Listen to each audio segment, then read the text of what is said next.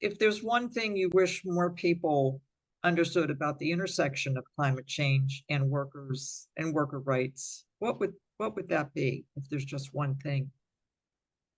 A very good question. Um,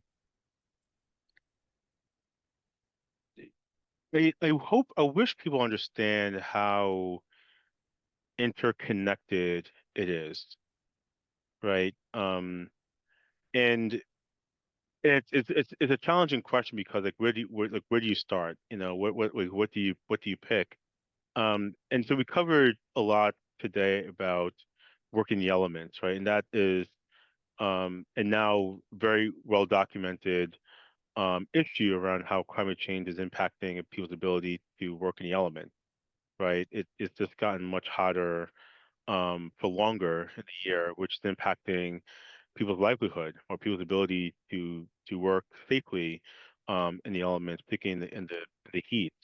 Um, and we haven't even touched perhaps cold weather, but really heat is the one that has dominated news when it comes to climate change and working in the element.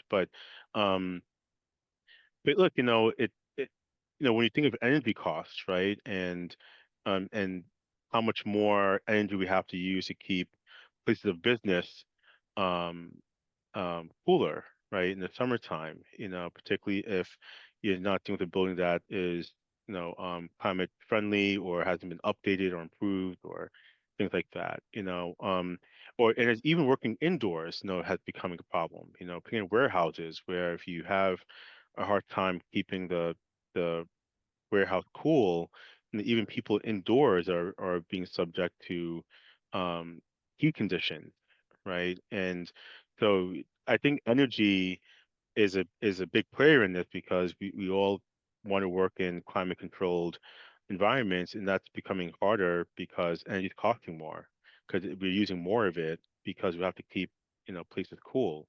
Um, and if you think about just the availability of certain products, right? I mean, this in the grand scheme might sound insignificant, but even if coffee you know produce is affected heavily by climate change. And many people rely heavily on caffeine to get through their day.